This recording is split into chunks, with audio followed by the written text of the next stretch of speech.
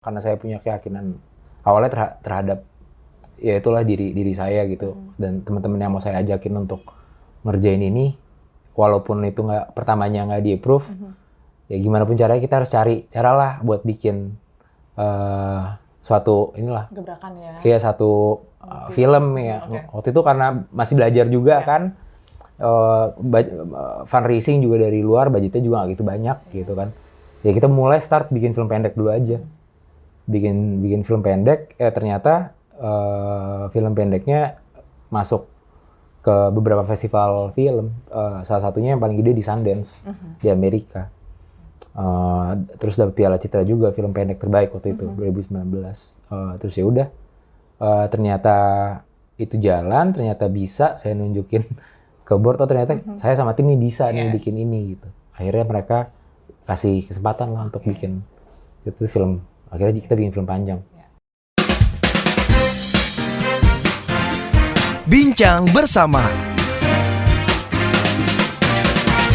Hai Small Listeners, apa kabar hari ini? Semoga harinya menyenangkan, pastinya akan tambah menyenangkan ketika mendengarkan perbincangan pada episode kali ini, karena Audrey akan berbincang bersama salah satu orang di balik layar film Indonesia ya. Salah satunya ada Mas Adi Ekatama selaku Director of Rekata. Hai Mas Adi. Halo. Gimana kabarnya, sehat ya? Sehat. Oke. Mas, sebelum kita ngobrol-ngobrol lebih lanjut, akhir-akhir ini lagi nonton apa nih Mas? Terakhir nonton series judulnya The Bear di Disney Plus. Jadi itu tentang satu chef muda gitu. Dia sebenarnya kerja di restoran, salah satu restoran paling the best lah di New York. Nah, tapi terus dia keluarganya itu sebenarnya punya diner kecil di Chicago. Nah, kakaknya yang ngurusin diner keluarganya itu tiba-tiba meninggal. Nah, nggak ada yang ngurusin, akhirnya dia pulang ke Chicago buat ngelanjutin diner keluarganya itu. Recommended kan untuk tonton? Iya, bagus banget. Bagus banget. Tapi by the way, dari kecil suka nonton film, Mas Adi? Iya, suka. Okay. Kalau diingat film mungkin pertama kali yang bikin jatuh cinta sama film? Beauty and the Beast. Beauty and the Beast. Saya lahir di tahun-tahun dekat Beauty and the Beast rilis ya, yang versi kartunnya ya. Iya. Itu saya ingat banget, tiap mau makan, nggak mau makan kalau nggak dipasangin laserdisc. Dulu kan ada laserdisc kan, dipasang laserdisc. Saking sukanya sama Beauty and the Beast tuh, laserdiscnya ada yang lengkap tuh, ada koleksinya, ada yang Beauty and the Beast yang full color, terus ada yang black and white full color, terus sampai semua. Di bawah kayak masih ada gelasnya tuh, gelas minumnya Beauty and the Beast juga. Jadi masih jadi kenangan sampai sekarang. Sampai sekarang. Kalau kemarin live actionnya gimana, Mas? Kurang ya. Karena emang udah terlalu attach sama yang dulu ya. Iya, dan yang animasi itu film animasi pertama yang dapat nominasi Best Film di Oscar. Wow. Bukan yang Best Animated Movie ya, tapi ini emang Best Feature Film gitu. Tapi animasi ya. Oke, ternyata panjang juga sejarahnya. Seru banget ya, Mas ya. Tapi mungkin cerita dulu dong masa kecil Mas Adi, tumbuh besar di Jakarta. Di Jakarta. Terus gimana? Emang sebagai anak yang belajar aja terus, atau mungkin ada nakal-nakalnya sedikit? Iya. Iya, ya biasa lah ya, kayak anak Jakarta pada umumnya. Iya. Sekolah biasa sampai SMA di Jakarta sebetulnya. Terus kuliah sempat keluar, terus habis itu balik lagi. Ya udah. Gitu. Balik lagi. Ya kayak biasalah gimana. Iya. Ada anak umumnya pada umumnya gitu. Kalau tiap weekend ya hangout sama teman-teman. Tapi dari kecil udah jadi anak Jaksel. Jadi ya hangoutnya biasalah ke PIM, gimana sih? Iya. Citos. Tempat nongkrongnya situ-situ aja ya, Mas ya. Tapi Mas Adi berarti ambil pendidikan lanjut di luar. Iya. Itu jurusan apa tuh Mas Adi? Finance. Iya, jadi saya emang kuliah finance, terus kerja juga pertama kali di perusahaan financial consultant. Iya. Di consulting, terus habis itu pindah ke Gramedia. Terus ya udah bikin deh Rekata itu. Ngembangin cerita-cerita yang diterbitin sama Gramedia jadi buku, terus coba saya sama tim kembangin buat cobalah bikin yang lain-lain, film, series, event atau apa ya. Yes. Masih muda dan juga sudah terlibat dalam Gramedia pertama ya Mas ya? Gramedia. Di KG kan? Di tahun berapa Mas? 2017. 2017. Mungkin di masa-masa itu buku mungkin masih menjadi primadona ya Mas ya. Tapi kan sekarang memang ya semuanya udah agak beralih gitu. Itu tantangannya Mas Adi rasakan secara real nggak sih perubahan itu Mas? Sebenarnya di awal aku di Gramedia tuh di bagian digitalnya. Jadi untuk ngebantu nyiapin transformasi digitalnya toko Gramedia lah. Jadi aku dan tim itu awalnya bukan tim yang Rekata ya, kalau Rekata beda. Aku dan tim itu kita mulai ngedistribusiin produk-produknya Gramedia yang tadinya di toko fisik ke marketplace, ke jualan di sosmed sekarang. Terus kita ngembangin platform digital juga, ada gramedia.com, ada Gramedia Digital, kita bikinin digital library buat sekolah-sekolah, platform B2B juga ada. Jadi ya awalnya untuk itu. Terus abis itu ya saya lihat data lah, penjualan tiket film Indonesia itu paling banyak tiap tahunnya, 50% itu film-film yang diangkat dari buku-bukunya yang diterbitin sama Gramedia. Tapi kita nggak pernah bikin filmnya. Nah ya udah, habis itu ngelihat ada potensi itu, akhirnya ya aku terdorong lah buat coba untuk kayaknya perlu nih kita belajar untuk bisa ngembangin cerita-cerita yang di buku ini buat jadi bentuk yang lain gitu. Karena ya itu orang Indonesia, kayak tadi Mbak bilang kan, buku sebenarnya kalau untuk Gramedia sampai sekarang pun masih jadi primadona gitu. Tapi growth-nya buku lah ya segitu-gitu aja. Karena orang Indonesia kan emang buat baca tuh bukan kayak negara lain gitu. Kalau dilihat di data mungkin minat berita gitu, minat baca orang Indonesia mungkin nggak segitunya gitu. Nah makanya kan harus cari cara lain gimana cerita-cerita yang bagus di dalam buku ini bisa disampaikan juga gitu ke orang-orang yang nggak suka baca buku gitu, tapi sukanya yang lain, nonton atau apa gitu. Nah akhirnya udah aku terdorong lah waktu itu, ya udah bikin tim baru yang bisa mulai ngembangin cerita yang di buku ini jadi bentuk yang lain. Oke, itu awal mula ide untuk mulai melirik bisnis IP lah kita bilangnya Mas ya. Itu tahun berapa Mas? 2019. 2019. Iya, sebelum pandemi. Sebelum pandemi. Pas banget sebelum pandemi. Yeah. Terus ada trigger karena suka film juga nggak sih Mas? Iya, bisa. Sebenarnya Gramedia tuh udah pernah bikin film-film sebelumnya gitu. Makanya waktu saya pertama kali pitch ini ke board di Gramedia, itu mereka nggak approve. Karena ya udah punya pengalaman bikin film tapi mungkin nggak jalan atau apa gitu. Nah tapi itu saya punya keyakinan gitu, karena saya juga suka nonton gitu kan. Kok kayaknya kalau misalnya kita bikin film, misalnya saya bikin film atau bareng sama tim yang ada sekarang, itu bisa jadi film yang oke gitu, yang beda dengan banyak film yang udah ada gitu, yang pernah dibikin gitu di Indonesia terutama. Karena saya punya keyakinan itu, dan saya suka baca buku-bukunya Gramedia juga kan. Nih banyak cerita sebenarnya juga yang kalau dikembangin tuh unik gitu, nggak banyak gitu film-film di Indonesia yang ceritanya yang seperti ini gitu. Jadi ya udah, karena saya punya keyakinan awalnya terhadap ya itulah diri saya gitu, dan teman-teman yang mau saya ajakin untuk ngerjain ini, walaupun itu pertamanya nggak di-approve, ya gimana pun caranya kita harus cari cara lah buat bikin suatu gebrakan ya. Iya, satu film ya. Waktu itu karena masih belajar juga kan, fundraising juga dari luar, budgetnya juga nggak gitu banyak gitu kan. Ya kita mulai start bikin film pendek dulu aja.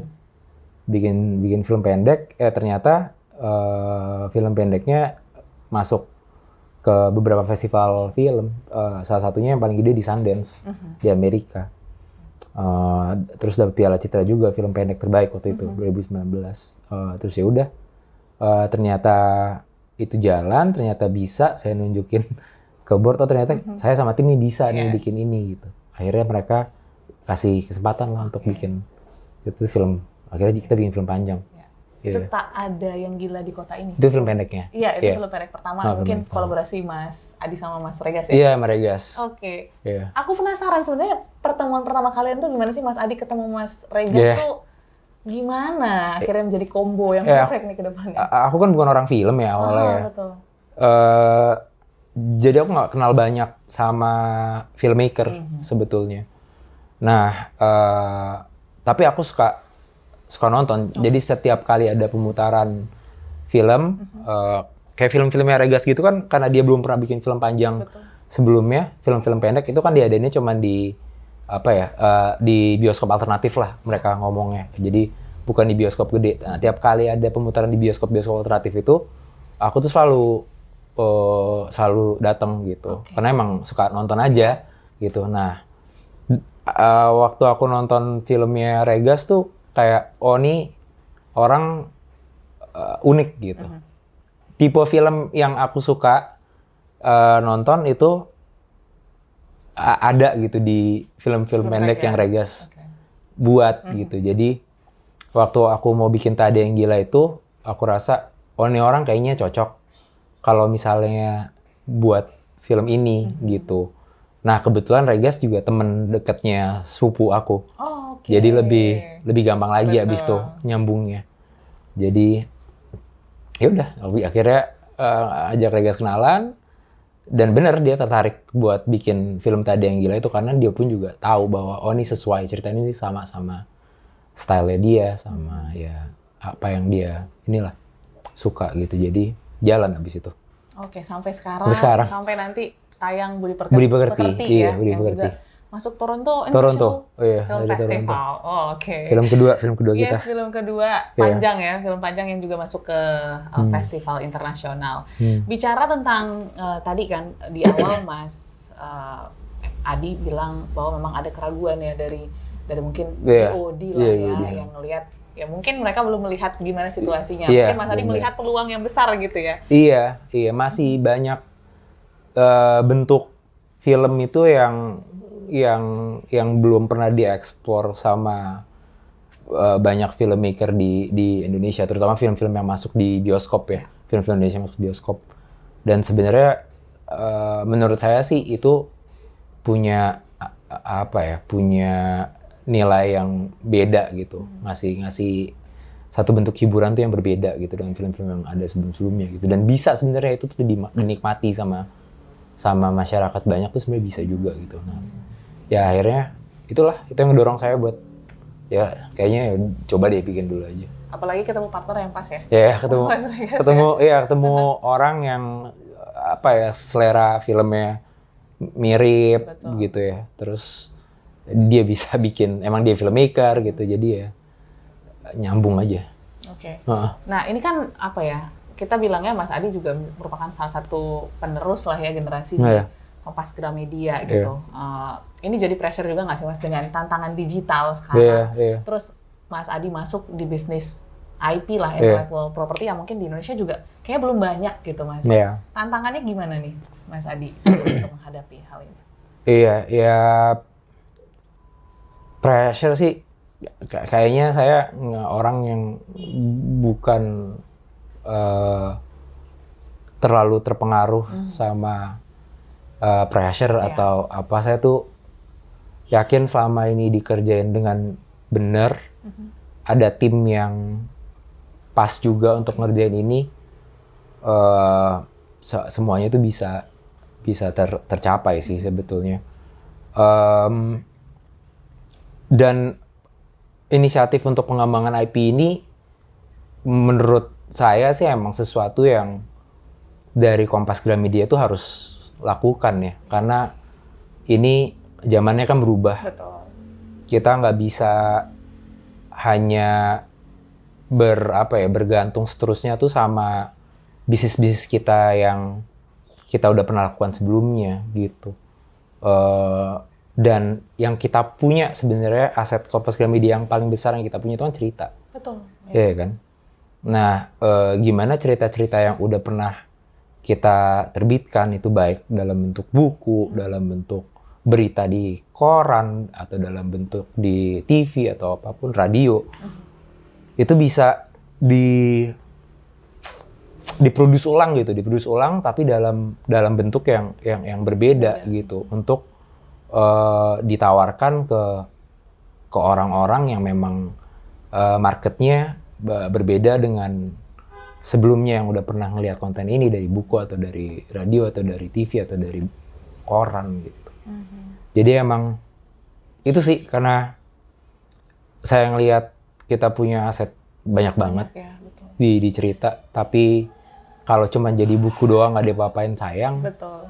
Ya akhirnya coba deh kita mulai inisiatif untuk ngembangin IP. Harus ada yang mulai dulu ya, Mas ya? Iya, karena kalau nggak ada yang mulai, kayaknya nggak ada yang berani juga gitu. Dan mungkin ada yang berani, tapi karena belum pernah ngasih lihat hasil apapun, jadi dapat approval-nya juga susah gitu. Ya udahlah, saya coba jalan dulu sendiri. Ternyata bisa ngasih lihat, oh ini ternyata bisa nih.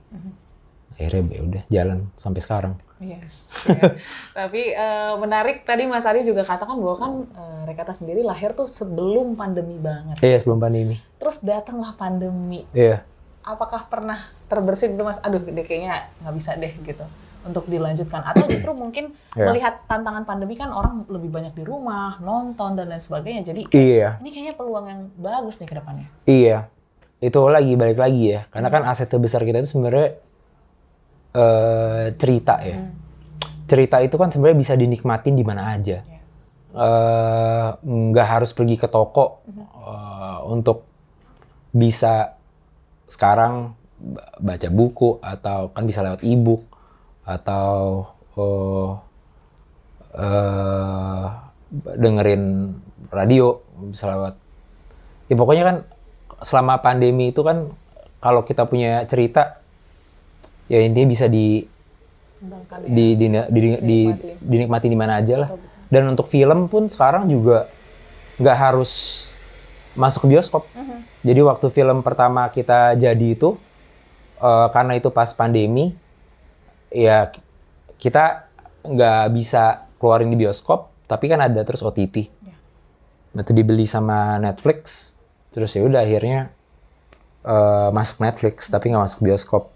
Secara bisnis juga oke kan maksudnya. Jadi berani aja waktu itu walaupun pandemi, karena kita tahu ini nggak begitu akan berpengaruh terhadap terhadap bisnisnya. Oke.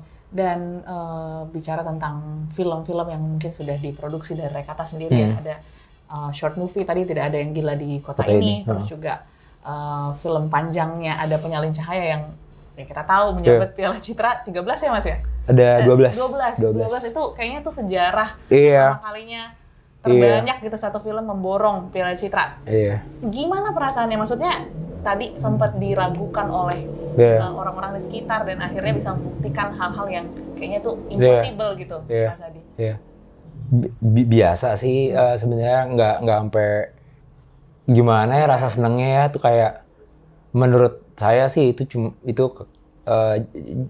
jadi dorongan tambahan buat terus kerjain sesuatu gitu, terus ngehasilin ya karya gitu kan. Dan waktu itu juga saya ngelihat walaupun dapat banyak piala, menang banyak piala waktu itu, nggak ngerasa film itu yang paling lebih bagus dibanding yang lain kok gitu. Mungkin yang lain juga menurut saya juga bagus juga, sama bagusnya bahkan lebih bagus. Tapi ya disyukuri aja sih sebenarnya waktu itu, tapi nggak pernah ngerasa kayak nih dia gitu. Iya, enggak. Tapi jadi pressure nggak Mas? Enggak. Itu juga enggak. Saya tuh orangnya makanya kayak nggak pernah ngerasa. Aja, ya, iya, kayak ya berarti kalau dapet ya emang itu artinya emang udah waktunya dapet aja gitu kan. Kayak emang di appreciate aja sama juri-jurinya pada waktu itu gitu. Dan balik lagi saya ngerasa juga semua film yang ada di nominasi itu pada waktu itu juga sama bagusnya gitu. Ya. Jadi kita dapat menang banyak. Ya, memang tanpa misalnya kita nggak menang pun juga saya pasti bakal terus pengen ngeluarin karya gitu. Jadi nggak pernah ngeliat itu sebagai pressure. Yes. Iya. Ada nggak sih cita-cita kayak pengen deh someday gitu bikin film yang bentuknya begini kayak thriller, pakai CGI dan lain sebagainya gitu? Iya. Nah ini balik lagi nih. Nggak tahu deh. Saya salah ngomong kali kalau misalnya saya ngomong nggak tertarik gitu. Kan gimana pun kita harus terbuka dengan adanya teknologi itu kan. Cuman saya tuh tipikal orang yang nggak terlalu menikmati film yang terlalu banyak CGI juga sebenarnya. Kayak nggak nonton Transformer gitu, Marvel gitu. Ya bagus, cuman maksudnya saya lebih suka yang lebih realis. Kalau misalnya genre-nya sih terbuka. Genre apapun, ya. Tapi mungkin yang lebih pengen bikin yang deket sama sekitar apa yang terjadi gitu, apa yang lagi terjadi di negara kita gitu mungkin, atau di lingkungan kita gitu, yang bisa mungkin lebih orang yang nonton tuh lebih ngerasa deket ya. Iya, salah satunya kemarin seperti Penyalin Cahaya juga ya Mas ya, dan nanti Sun Budi Pekerti yang kayak tentang guru BK nih ya. Iya, jadi itu kan tentang perundungan online kan. Sekarang kan banyak banget orang Budi Pekerti ya, banyak banget orang viral dibully di internet. Orang yang ngebully di internet nggak tahu mungkin perasaannya orang yang lagi viral itu seperti apa. Dia punya keluarga seperti apa. Kan netizen nggak peduli, pokoknya dia salah ya dihajar aja gitu kan. Nah, cerita yang itu kita angkat di Budi Pekerti itu yaitu kehidupan keluarga. Gimana perundungan itu yang didapetin sama ibu guru ini tuh berdampak ke kehidupan dia, keluarganya dia, segala macamnya itu yang. Jadi balik lagi ke kisah-kisah juga sebenarnya Mas ya, peka dengan mungkin situasi-situasi yang ada. Berarti Mas Adi ini hobi baca juga gitu? Suka baca. Selain baca apa lagi Mas kalau misalnya waktu healingnya, kalau anak Jaksel kan ngomong nggak healing ada. Gitu ya? Saya cuman baca, main game. Saya sebenarnya suka baca daripada nonton. Oh iya? Iya. Karena kalau baca tuh lebih bisa, nggak tahu ya, kalau saya lebih bisa ngerasain ceritanya aja. Dan saya sebenarnya lebih suka baca tuh juga non fiksi daripada fiksi sebenarnya. Jadi lebih buat tahu kan, buat cari tahu sebenarnya. Waktu itu misalnya saya pengen belajar tentang psikologi gitu kan, atau sejarah gitu. Kalau baca non fiksi kan lebih lengkap aja gitu daripada nonton dokumenter saya ngerasanya. Ya baca sama main game. Jadi quality time-nya Mas Adi sebenarnya simple banget ya, baca dan main game gitu. Berarti weekend gitu lah ya, main game atau nonton, atau mungkin baca, atau mungkin quality time sama keluarga. Iya, quality time sama keluarga. Tapi di rumah pun juga kebanyakan di rumah sih daripada introvert. Iya. Tapi di rumah ya gitu, cuman baca, main game, main sama anak paling, nonton.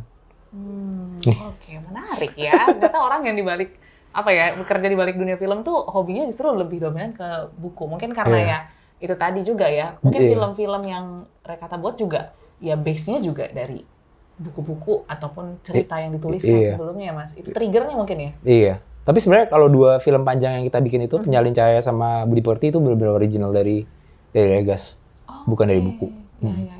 Jadi mungkin keresahannya Mas. Keresahan Regas waktu itu.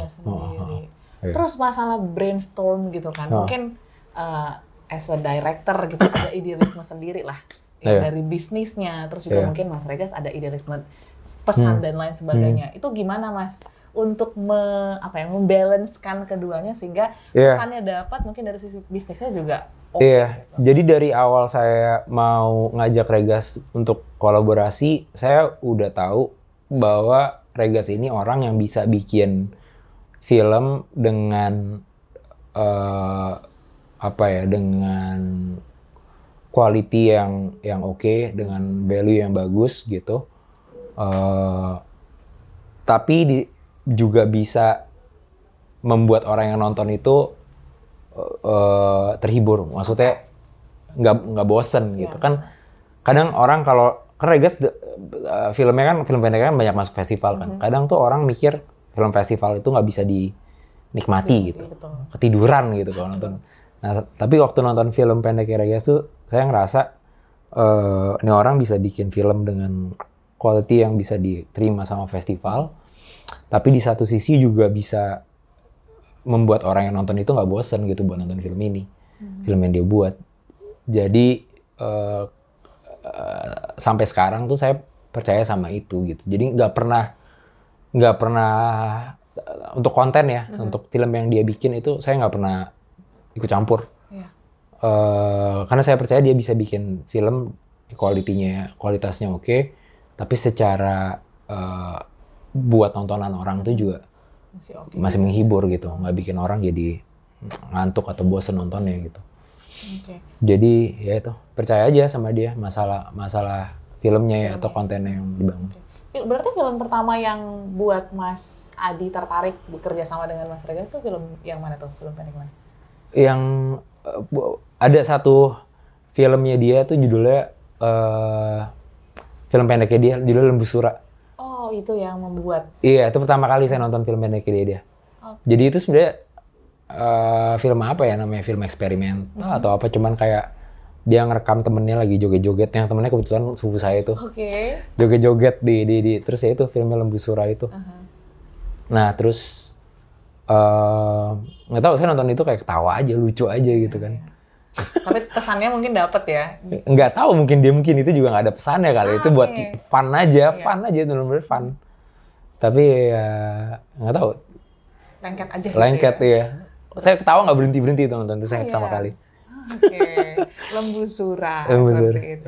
Dan yang pasti tadi Mas Adi juga katakan bahwa ya kayaknya nggak bisa jalan dengan baik kalau nggak ada tim yang support. Yang solid. Nah, Mas Adi sendiri mungkin selaku leader gitu ya, dan juga mungkin sekarang kan mungkin timnya banyak yang Gen Z, milenial gitu banyak ya. Gen Z.